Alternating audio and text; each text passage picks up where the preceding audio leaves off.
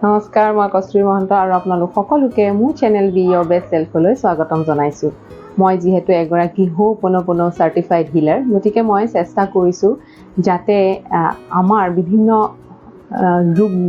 ৰোগসমূহক আৰু মেণ্টেল আমাৰ যিবোৰ ব্লকেজেছ থাকে সেইবোৰৰ কেনেকৈ আমি পোনোপনো প্ৰেয়াৰটো ব্যৱহাৰ কৰি আমি নিজকে ক্লিন কৰিব পাৰোঁ আৰু সেই অসুখ বিসুখ বা আৰু আমাৰ যিবোৰ নিগেটিভিটি থাকে বডিত মাইণ্ডত সকলোবোৰ যাতে আমি ক্লিন কৰিব পাৰোঁ। আজিও ঠিক তেনেকৈ এটা ভিডিঅ' লৈ আহিছোঁ। এই ভিডিঅ'টো মই বনাইছোঁ আজি এংজাইটিৰ ওপৰত। এংজাইটিটো আজিকালি সকলোৱে মুখে মুখে শুনিব পোৱা এটা ৰোগ ব্যাধি নিচিনা হৈ পৰিছে। এংজাইটিৰ উৎসটো ক'ত? এংজাইটিৰ উৎসটো আচলতে আমাৰ ভয়ৰ পৰা হয়। যিটো বস্তু আমি পোৱা নাই, যিটো বস্তু আমাৰ নহ'ব নেকি, সেই এটা যিটো ভয় থাকে আমি নাপাম, সেই ভয়টোৰ পৰাই আমাৰ কি হয় ষ্ট্ৰেছ বাঢ়ে। ষ্ট্ৰেছ লেভেলটো যেতিয়া বাঢ়ে, ষ্ট্ৰেছৰ পৰাই গৈ গৈ আমাৰ আল্টিমেটলি আমাৰ এংজাইটিত আমাৰ পৰিণত হয়। ভয়টো আমাৰ বিভিন্ন কাৰণত থাকে।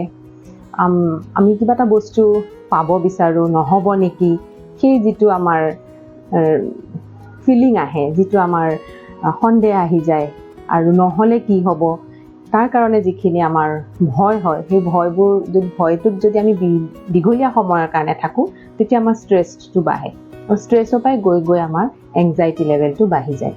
আৰু আমাৰ বেছিভাগ আমাৰ আজিকালি ৰোগৰ যিটো উৎস হৈছে আমাৰ এই এংজাইটি, ষ্ট্ৰেছ।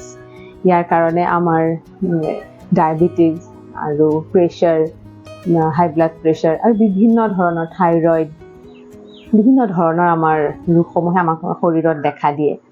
এতিয়া ভয় মানে ইংলিছত যিটো ফিয়েৰটোৰ পুৰাকৈ যদি আমি চাওঁ, ফিয়েৰটোৰ মিনিংটো কি? FEAR, ফিয়েৰ মানে হৈছে ফলছ এভিডেন্স এপিয়াৰিং ৰিয়েল।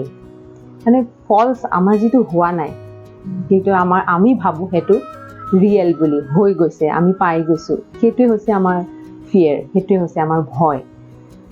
যিটো বস্তু আজিলৈকে হোৱাই নাই কিন্তু আমি ভাবোঁ সেইটো ৰিয়েলিটিত আমাৰ চকুৰ আগত আমাৰ আহি থাকে। আৰু সেইটোৰ পৰাই কি হয়, আমাৰ শৰীৰত এটা কৰ্টিচল বুলি এটা হৰম'ন প্ৰডিউচ হয়। সেই হৰম'নটোৱে বিভিন্ন ছাইড এফেক্টছ আমাৰ আনি দিয়ে। সেই হৰম'নটো বেছি হৈ যোৱাৰ লগে লগে আমাৰ বডিত কি হয়, আমাৰ খোৱা মানে এপিটাইটটো বাঢ়ি যায়, খাই থাকিবলৈ মন যায়। যেতিয়া খাই থকা যায় তেতিয়া মানুহৰ অভাৰ ইটিং হয়, অভাৰ ইটিঙৰ পৰা গেষ্ট্ৰিকৰ ইছ্যুজ আহে। তাৰ উপৰিও আপোনাৰ ফেটটো বাঢ়ি যায়, চৰ্বি বাঢ়ে শৰীৰত। সেই চৰ্বি বঢ়াৰ ফলতে টাইপ 2 ডায়েবেটিছৰ লক্ষণসমূহো আহি পৰে। গতিকে উৎসটো আমাৰ ক'ত? উৎসটো আমাৰ ষ্ট্ৰেছ, উৎসটো আমাৰ এংজাইটি, কিন্তু তাৰো আগত আমাৰ উৎসটো ক'ত? তাৰ আগৰ উৎসটো হৈছে আমাৰ ভয়, আমাৰ ফিয়েৰ যিটো ফেক্টৰ। গতিকে প্ৰথম আমাৰ কাম হ'ব যে আমাৰ কি কাৰণে আমাৰ ভয় আছে তাৰ এখন লিষ্ট ডাউন কৰিব লাগিব। আপোনালোকে মোৰ ভিডিঅ'টো চাই আছে যদি এতিয়াই আপুনি এটা পেন আৰু পেপাৰ এখন লৈ আপোনাৰ কি ফিয়েৰ আছে অকণমান ভাবক, কিহৰ কাৰণে আপোনাৰ ভয় হয়। সেই ভয় এটা হ'ব পাৰে, কেইবাটাও হ'ব পাৰে। সেই ভয়কেইটা আপুনি লিখিবলৈ চেষ্টা কৰক। যেতিয়া আপুনি আইডেণ্টিফাই কৰিব, যেতিয়ালৈকে আমি আইডেণ্টিফাই নকৰোঁ, আমি ক্লিয়াৰেই নহওঁ, তেতিয়াহ'লে আমি কিহক হিল কৰিম, কি বস্তুক আমি ক্লিন কৰিবলৈ চেষ্টা কৰিম। গতিকে প্ৰথমতে প্ৰতিটো কথাৰে আৰম্ভণিতে হ'ব আমি আইডেণ্টিফাই কৰিব লাগিব।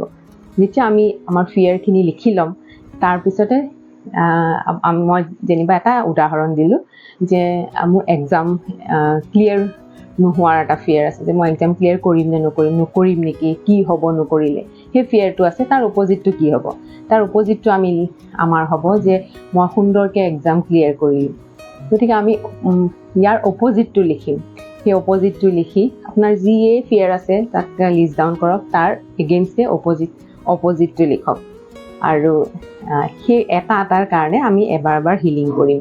এনেকুৱা নহয় যে গোটেইকেইটা ফিয়াৰৰ কাৰণে আমি একেলগতে হিলিং কৰিম, সেইটো নহয়। এটা ফিয়াৰ আপুনি বাছি লওক, কি আপোনাৰ অনুভূতিটো হয় সেই মুহূৰ্তত যেতিয়া ভয় হয়, সেই বস্তুটো আপুনি আইডেণ্টিফাই কৰক আৰু সেই ফিয়াৰটো আপুনি মনত বাছি ল'ব। আৰু যেতিয়া আপোনাৰ অপজিটটো এখন ক্লিন আকৌ এক্সট্ৰাকৈ পেজত শ্বীট এটাত লিখি ল'ব।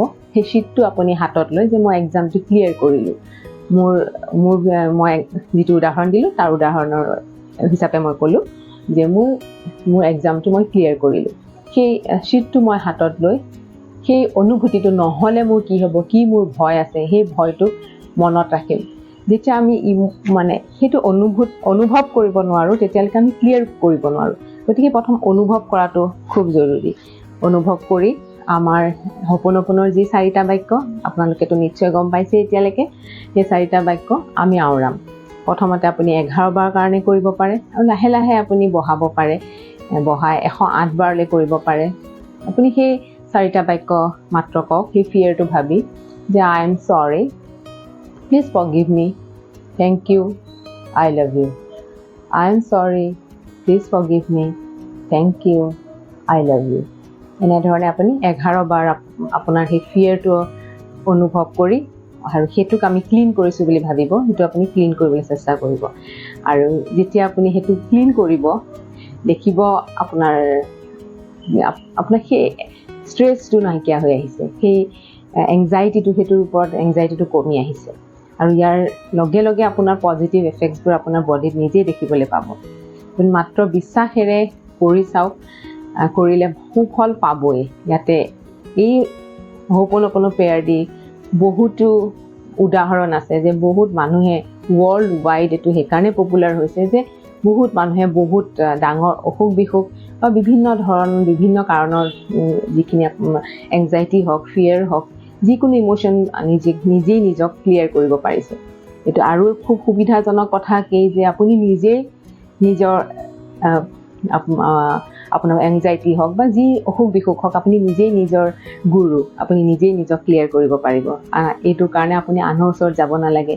আপুনি নিজেই যিহেতু বেছিকৈ বুজি পাব আপোনাৰ নিজক, যে আপোনাৰ কিহৰ কাৰণে আপোনাৰ ভয় হৈছে, কিহৰ কাৰণে আপোনাৰ শংকা হৈছে, সেইখিনি উলিয়াবলৈ চেষ্টা কৰক। এনেধৰণে মই বেলেগ বেলেগ টপিকত হোপোনোপোনো প্ৰেয়াৰটো কেনেকৈ কৰিব পাৰি আৰু কেনেকৈ আমি সুস্বাস্থ্যৰ গৰাকী হৈ থাকিব পাৰোঁ তাৰ বিষয়ে মই নতুন নতুন ভিডিঅ'লৈ আহি থাকিম। আজিলৈ ইমানেই। সকলো সুখী আৰু সুস্বাস্থ্যৰ গৰাকী হৈ থাকক। Thank U.